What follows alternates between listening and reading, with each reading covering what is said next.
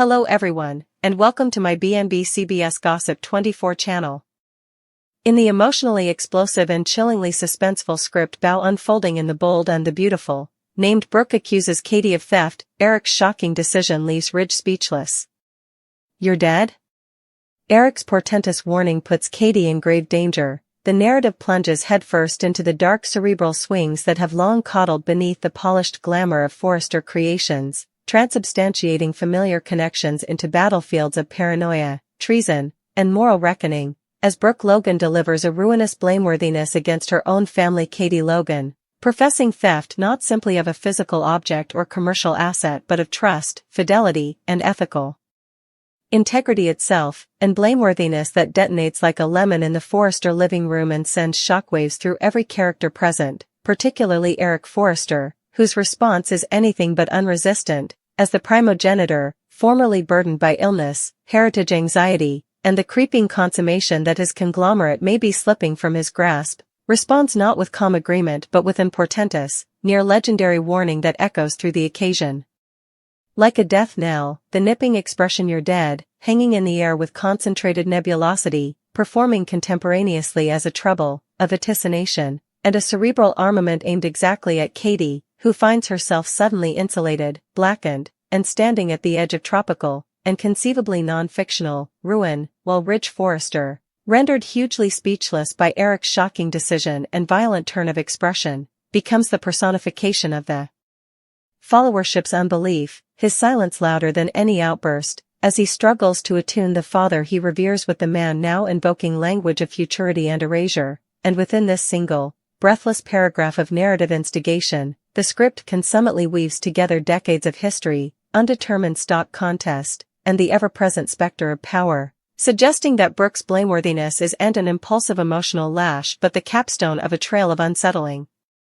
suggestions, fiscal disagreement, lost documents, furtive ganders, and a chillingly emblematic object that goes missing at precisely the wrong moment, forming the so-called chilling indication exposed that reframes Katie's recent jest in a far more minatory light, forcing observers to question whether Katie is truly an innocent goat trapped in Brooke's paranoia or a hopeless woman pushed to theft by fear, covetousness, or the intoxicating pull of influence within the Forrester dynasty. And the brilliance of the script lies in its turndown to offer easy answers, rather allowing Brooke's righteous fury to attend with her long-established capacity for protuberance and emotional excess, making her both prosecutor and unreliable narrator, while Katie's shaken denials, tearful demurs, and moments of conspicuous silence suggest layers of verity and concealment that consolidate the riddle rather than resolve it, and Eric's shocking decision to side with Brooke, to initiate corrective consequences without full evidence, and to deliver that bone-chilling warning, marks a turning point not only for Katie's safety but for the moral armature of the show itself, as the formerly benevolent primogenitor embraces a darker, nearly Shakespearean authority, invoking the idea that treason within his house is a crime worse than death, a station that leaves Ridge paralyzed, torn between filial fidelity and his instinct to cover justice, and as Ridge's muteness stretches on, it becomes clear that this isn't simply shock but the forming consummation that Eric's words may beget real peril, whether through legal ruin, social exile, or the cerebral unraveling of Katie, who now moves through posterior scenes like a woman pronounced, every regard from staff and family members invested with dubitation, every silence heavy with trouble, while the script's portentous tone is corroborated through emblematic staging, the dim lighting of the Forrester estate, the echoing steps in hallways that formerly felt safe, the camera moping on Katie alone as Brooke stands framed by abettors, visually emphasizing the power imbalance and the mortal stakes inferred by Eric's warning, and the expression "you're dead" operates as the occasion's thematic nexus, a line so extreme that it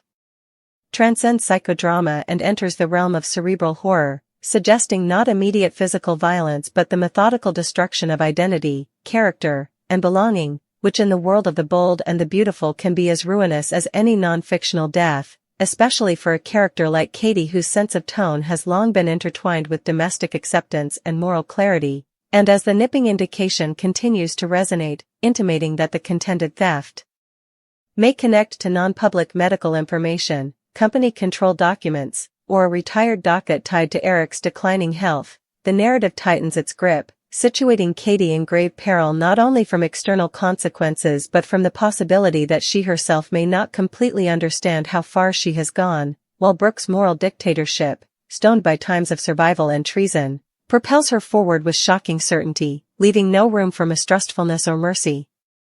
And the script dares to ask whether justice pursued without compassion becomes indistinguishable from revenge, especially when applied by those in power, and by the time the occasion's final moments unfold, with Ridge still floundering to find his voice and Eric standing resolute, unashamed, and eerily calm after delivering his portentous decree, the followership is left suspended in a state of dread and expectation, completely apprehensive that this blameworthiness has crossed a line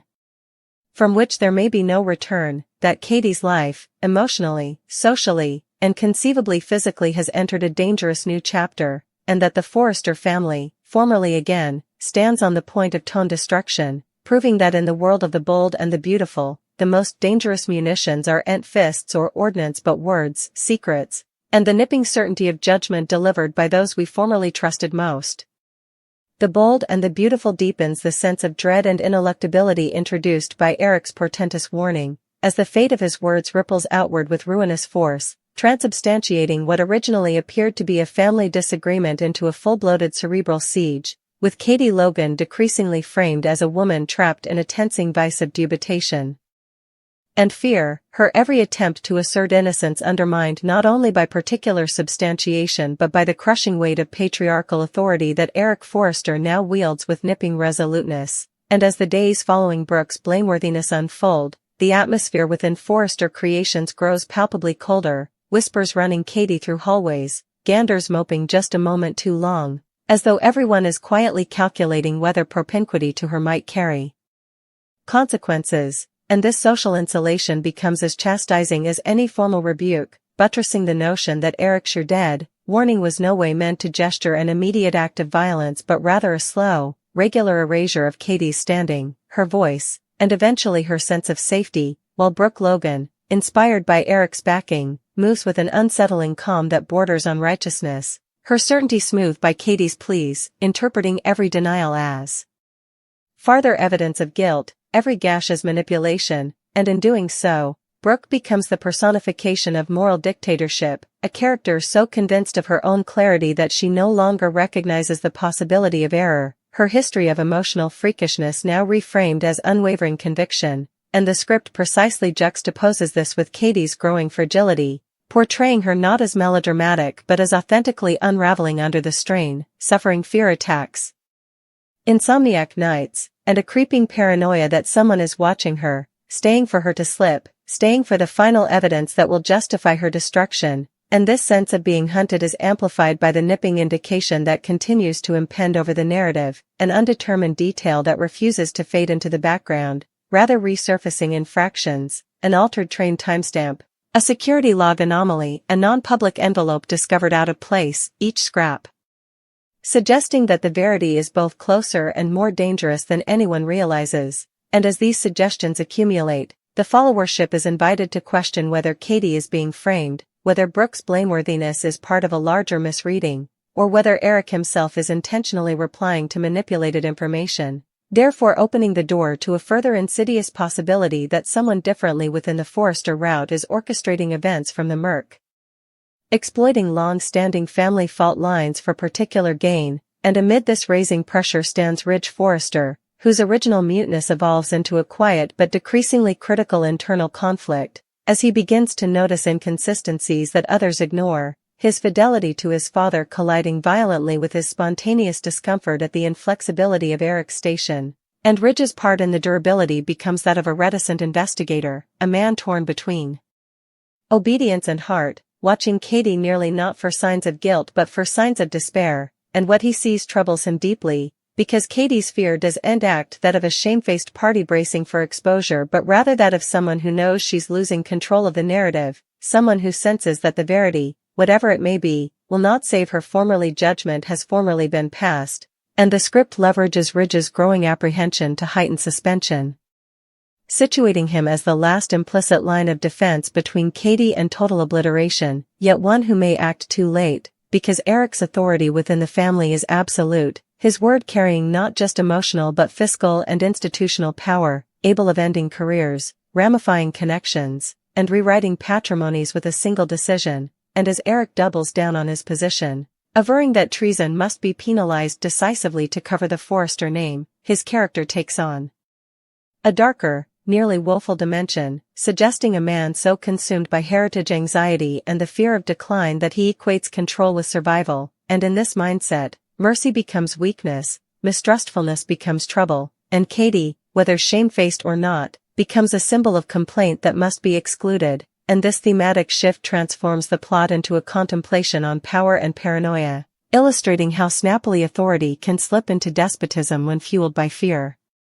While Brooke's part becomes decreasingly complex, as cracks begin to appear in her certainty despite her outside confidence, transitory moments where she hesitates, where she remembers her own once miscalculations, her own history of being indicted, misdoubted, and condemned, and yet she suppresses these studies, doubling down rather of questioning herself, because to admit mistrustfulness now would be to admit that she may have unleashed commodity unrecoverable, and this internal struggle plays out subtly, in silences, in avoided eye contact, in moments where Brooke nearly reaches out to Katie only to pull back, reaffirming her belief that justice must be served anyhow of emotional cost, and the durability of the plot uses these quiet moments to consolidate its emotional impact, reminding observers that the most ruinous conflicts aren't those marked by crying in battle but those defined by implied remorse and the forming consummation that one may have gone too far. And as the pressure mounts, Katie's situation becomes decreasingly precarious, with palpable consequences beginning to manifest, access abandoned, liabilities stripped down, her part within the company still lowered without formal advertisement, each action buttressing Eric's warning and signaling that the process of erasure is well underway. And the cerebral risk of this methodical rejection pushes Katie toward a breaking point, where she begins to question her own recollections, her own conduct, wondering if stress or fear may have driven her to do commodity she cannot recall, a dangerous narrative turn that introduces the possibility of unreliable tone perception, blurring the line between innocence and guilt, and making the followership complicit in the query, while the nipping indication continues to hang undetermined, its true significance suggested at but not yet revealed, serving as the narrative's ticking timepiece, promising that when the verity eventually emerges, it'll not simply vindicate or condemn but unnaturally alter the balance of power within the Forrester family, and by the after stages of this durability, the pressure reaches a fever pitch as Ridge eventually confronts Eric, not with open defiance but with conservative concern, questioning the extremity of his response and the lack of due process.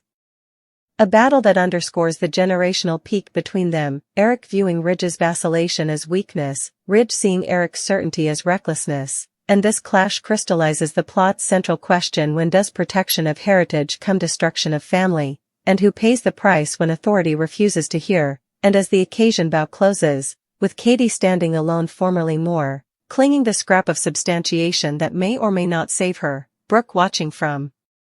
a distance with equivocal eyes, Ridge caught between action and vacillation, and Eric unmoved, bent, and terrifyingly calm, the durability leaves observers suspended in a state of moral and emotional apprehension, completely apprehensive that the peril facing Katie is no longer academic, that Eric's warning was end embroidery but a protestation of intent, and that the eventual exposure of the nipping indication won't restore harmony but enkindle an indeed more ruinous reckoning.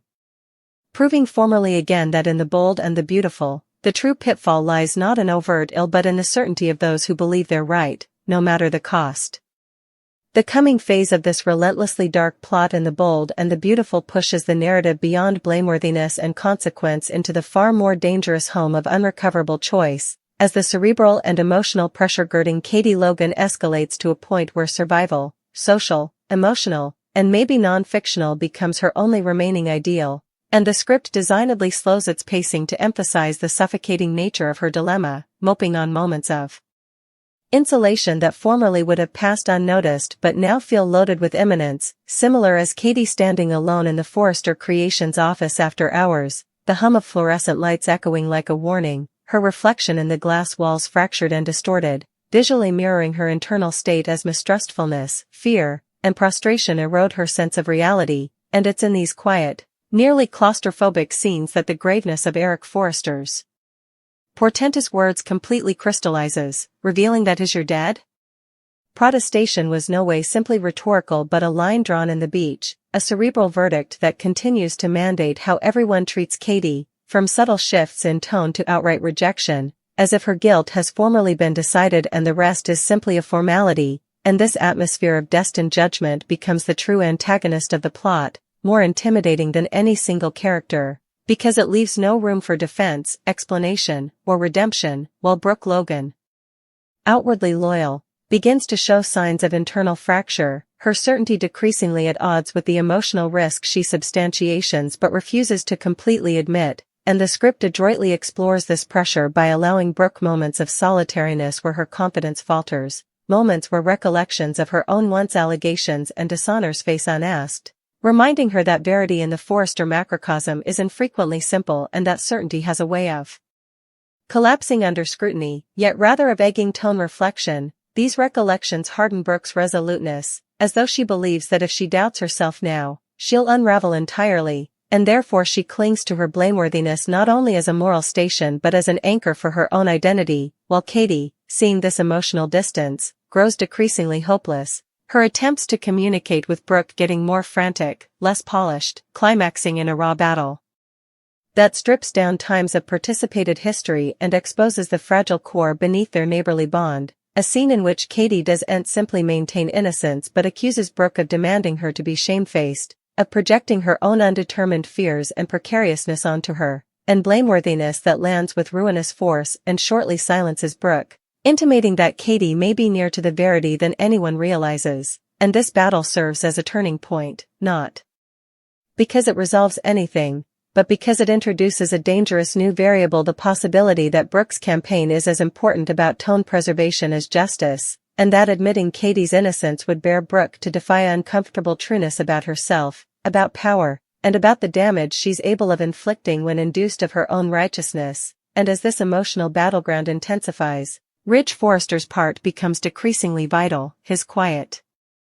observation giving way to active intervention as he begins to connect the blotches girding the nipping indication that has visited the plot from the morning. An indication that now takes on sharper description as Ridge uncovers disagreement that cannot be fluently dismissed, including substantiation that certain lines were penetrated ever at times when Katie could and have been present, and while the script stops short of revealing the full verity, it allows Ridge, and by extension the followership, to regard the figure of a much larger deception, one that suggests manipulation at a systemic position rather than a single act of theft. And Ridge's growing conviction that commodity is deeply wrong puts him on a collision course with Eric, whose unvarying station becomes further rigid with each passing day, his authority challenged not by overt rebellion but by Ridge's patient questions, which Eric interprets as treason, and this father-son conflict becomes one of the most emotionally charged rudiments of the durability, framed not as a simple disagreement but as a clash of worldviews, with Eric embodying an old guard gospel that equates control with stability and discipline with order, while Ridge represents a more uncertain, immorally equivocal perspective that values verity indeed when it destabilizes being scales, and the tragedy of their conflict lies in the fact that both believe they're guarding the family, yet their delineations of protection are unnaturally inharmonious, and as Eric's rhetoric grows decreasingly severe, his language laced with futurity and misprision for mistrustfulness, it becomes clear that his fear of losing control over his company, his heritage, his applicability is driving him toward opinions that may eventually destroy the very thing he seeks to save, and this consummation adds a subcast of woeful irony to his character, transubstantiating him from benevolent primogenitor to exemplary figure whose authority, once a source of comfort, now feels rough and dangerous, particularly for Katie, whose cerebral deterioration accelerates under the weight of constant scrutiny and inferred trouble, leading to moments where she appears nearly dissociative, questioning her own recollections, replaying recent events in her mind in hunt of some missing detail that might explain how everything went so wrong, and the script uses this internal unraveling to blur the line between victimhood and guilt, inviting the followership to witness the same query that pestilences Katie, thereby heightening suspension and emotional investment, while the nipping indication continues to resurface in decreasingly portentous ways, no longer just an abstract riddle but a palpable trouble, as Katie discovers that the substantiation she believes could clear her name may also interlace someone far more important, forcing her to defy a ruinous dilemma, expose the verity and threat, provoking an indeed harsher retribution, or remain silent and accept her erasure. And this moral crossroads becomes the emotional heart of the durability. Reframing Katie's peril not as commodity being done to her but as a choice she must laboriously navigate, and the script underscores the atrocity of this position by showing how little room she has to maneuver, with Eric's authority ending ranks around her and Brooke's moral certainty sealing off emotional support, leaving Ridge as her only implicit supporter, yet one constrained by his own fidelity and fear of defying his father directly, and as pressures reach a breaking point, the durability builds toward a series of competitions that feel less like traditional cleaner pieces showdowns and more like cerebral conflicts, heavy with subtext and restrained wrathfulness, climaxing in a vital scene where Katie, fortified with partial substantiation and fueled by despair, confronts Eric himself, not to supplicate remission but to demand clarity, a battle that exposes the full extent of Eric's resoluteness as he dismisses her enterprises with nipping calm, buttressing his belief that mistrustfulness is a luxury the family cannot go, and in this moment, the true meaning of his earlier warning becomes unmistakably clear. Katie isn't just at threat of losing her position or character, she's facing total rejection from the Forrester world, a social death that Eric considers justified collateral damage in the pursuit of order, and as the durability draws toward its final moments, the narrative designedly withholds resolution, rather leaving observers suspended in a state of heightened dread, with Brooke scuffling quietly with the possibility that she may have misgauged everything, Ridge standing on the point of open defiance, and Katie clinging the deficient verity like a lifeline that may just as fluently drag her under, and the brilliance of this durability lies in its turndown to offer easy villains or icons, rather presenting a world where sweat facades is certainty, authority silences compassion, and the most dangerous pitfalls are delivered not through violence but through absolute conviction, buttressing the nipping reality that in the bold and the beautiful, the gravest peril frequently comes from those